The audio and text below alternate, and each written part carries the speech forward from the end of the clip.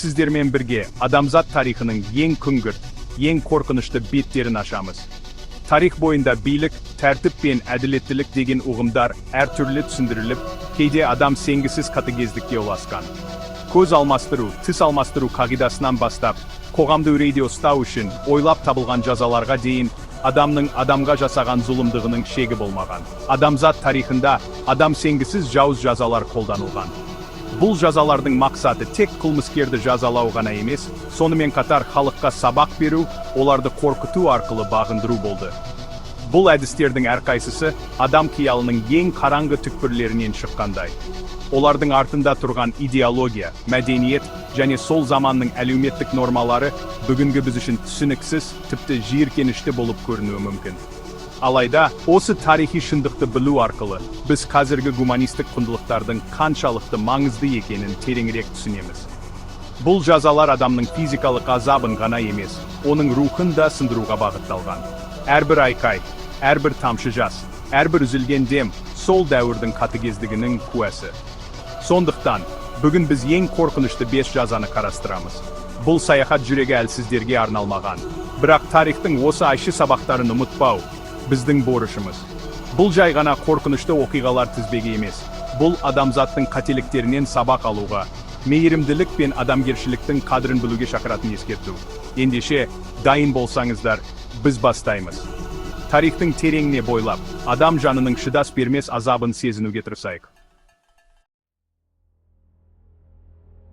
Бірінші кезекте, біз қазыққа отырғызу деп аталатын жазаны қарастырамыз.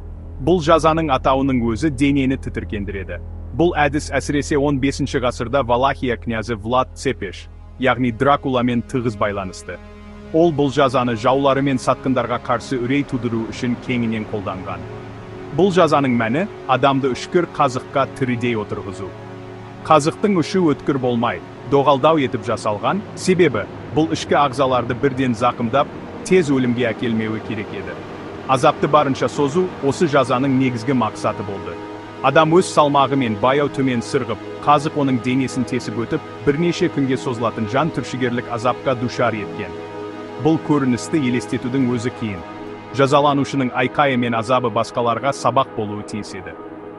Влад Дракуланың қазыққа отырғызылған мыңдаған адамдардан тұратын орманы туралы аңыздар Еуропаны дүр сілкіндірді. Бұл тек физикалық жаза емес, психологиялық соғыстың да бір құралы болды. Жазаланушы баяу өлімді күтіп жатқанда, оның санасы да азап шегетін. Үмітсіздік, қорқыныш және төзгісіз ауырсыну оның соңғы сәттерін тозаққа айналдырды. Бұл жаза, адамның адамға деген қатыгездігінің шегі қайда екенін көрсететін айқын мысал. Ол тек жазалау емес, үстемдік пен биліктің ең зұлым көрінісі болды. Ендігі кезекте, адам төзгісіз азапқа толы тағы бір жаза, теріні тірідей сыпыру. Бұл жазаның тамыры ежелгі Ассирия мен Месопотамияға дейін барады. Ол кезде бұл әдіс жаулап алынған қалалардың билеушілері мен көтерілісшілерге қарсы қолданылған. Жазаның мақсаты бағынбағандарды қорқытып, олардың рухын сындыру. Бұл процесс өте қатыгездікпен жүзеге асырылған. Жазаланушыны тірідей байлап, өткір пышақтармен оның терісін денесінен ажырата бастаған. Бұл процесс әдетте аяқтан немесе қолдан басталып, баяу жоғары қарай жылжыған. Мақсат адамды мүмкіндігінше ұзақ уақыт тірі қалдырып, азапты созу болды. Тері біздің денеміздің ең үлкен мүшесі және қорғаныс қабаты. Оны сыпырып алғанда, адамның жүйке ұштары ашылып, кез келген жанасу, тіпті ауаның өзі де шыдатпас ауырсыну тудырған. Бұл жағдайда адам қан жоғалтудан, шоктан, инфекциядан немесе сусызданудан баяу өлімге ұшырайтын. Жазадан кейін сыпырылған теріні қала қақпаларына немесе қабырғаларға іліп қойып, халыққа ескерту ретінде көрсеткен. Бұл жаза тек физикалық зорлық-зомбылық қана емес, сонымен бірге адамның жеке басын, оның болмысын толықтай жоюға бағытталған әрекет. Адамның терісін сыпыру арқылы, оның адамдық келбетін де тартып алғандай болған.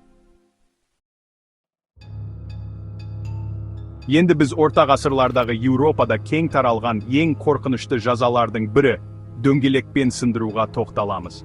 Бұл жаза Екатерина дөңгелегі деп те аталған, себебі аңыз бойынша, әулие Екатерина осындай жазаға кесілген.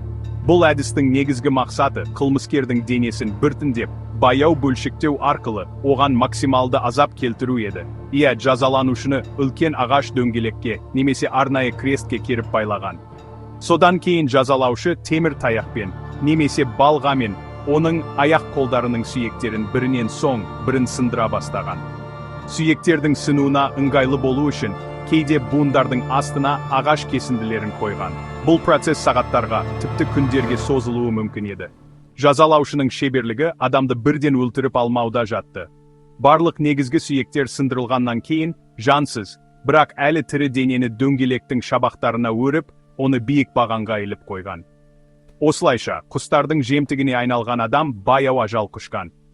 Жиналған қалың жұрт бұл көріністі тамашалап, қорқыныш пен үрейге бой алдырған. Бұл жаза тек ауыр қылмыстар, мысалы кісі өлтіру немесе сатқындық үшін қолданылған. Ол қоғамға биліктің күшін және заңды бұзудың салдарын айқын көрсетуге арналған қатыгез спектакль болды. Тізіміміздегі келесі жаза адамды қайнаған сұйықтыққа батыру. Бұл жазаның тарихы тереңде жатыр, бірақ ол әсіресе орта ғасырларда Англияда және Еуропаның басқа бөліктерінде жалған ақша жасаушылар мен у берушілерге қарсы қолданылған. Жазаланушыны үлкен қазанға салып, оны сумен, маймен, шайырмен немесе тіпті ерітілген қорғасынмен толтырған. Содан кейін қазанның астына от жағып, сұйықтықты баяу қыздыра бастаған. Бұл әдістің екі түрі болған. Біріншісінде адамды бірден қайнап тұрған сұйықтыққа тастаған. Бұл тез өлімге әкелетін. Екінші және одан да қатыгез түрінде адамды суық сұйықтыққа салып, онымен бірге баяу қайнатқан. Бұл процесс адамға төзгісіз азап әкелген. Су ысыған сайын, тері алдымен күйіп, содан кейін бұлтиып, ақырында еті сүйегінен ажырай бастаған. Адам есін жоғалтпай, өз денесінің қалай пісіп жатқанын сезініп жатқан. Бұл көрініс халықтың көзінше жасалып, оларға қорқынышты сабақ болған. Қайнап жатқан адамның айқайы мен ыңыр суы алаңды кернеп, жиналғандардың жүрегіне үрей ұялатқан.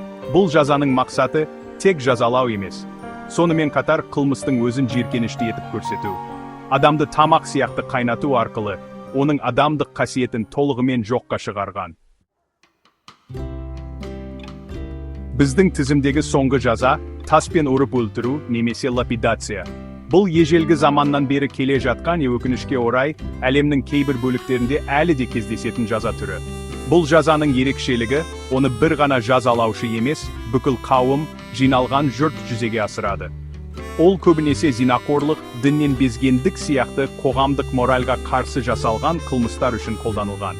Жазаланушыны әдетте белден төмен немесе кеудеге дейін жерге көміп, қозғала алмайтын етіп бекіткен. Бұл оның қашып кетуіне жол бермеу және оны оңай нысанаға айналдыру үшін жасалған. Содан кейін жиналған адамдар, кейде тіпті жазаланушының туыстары да оған тас лақтыра бастаған. Тастардың өлшемі арнайы таңдалған. Тым үлкен болса, адам тез өліп қалуы мүмкін, ал тым кішкентай болса, жаза тиімсіз болады. Мақсат баяу және азапты өлімді қамтамасыз ету. Бұл процесс ұзаққа созылып, адам көптеген жарақаттан, сүйектерінің сынуынан және қан кетуден көз жұмған. Бұл жазаның психологиялық астары тереңде жатыр. Ол қылмысқа деген қоғамдық жеккөрушілікті көрсетіп, жауапкершілікті бүкіл қауымға жүктейді. Әрбір лақтырылған тас бұл тек жаза емес, сонымен қатар қоғамдық айыптаудың белгісі. Міне, достар, біз адамзат тарихындағы ең қатыгез жазалардың бірнешеуіне куә болдық. Қазыққа отырғызудан бастап, таспен ұрып өлтіруге дейінгі бұл әдістер адамның өз түріне деген шексіз қатыгездігін көрсетеді. Бұл жазалар адамзат тарихындағы ең жауыз әрекеттердің бірі ретінде есте қалды. Олар тек қылмыскерлерді жазалау үшін ғана емес, сонымен қатар билікті қайту, халықты қорқынышта ұстау және қоғамдық тәртіпті орнатудың құралы ретінде қолданылды. Әрбір жазаның артында сол дәуірдің идеологиясы, діни нанымдары мен әлеуметтік құрылымы жатыр. Бұл қараңғы тарих беттерін парақтау бізге не береді?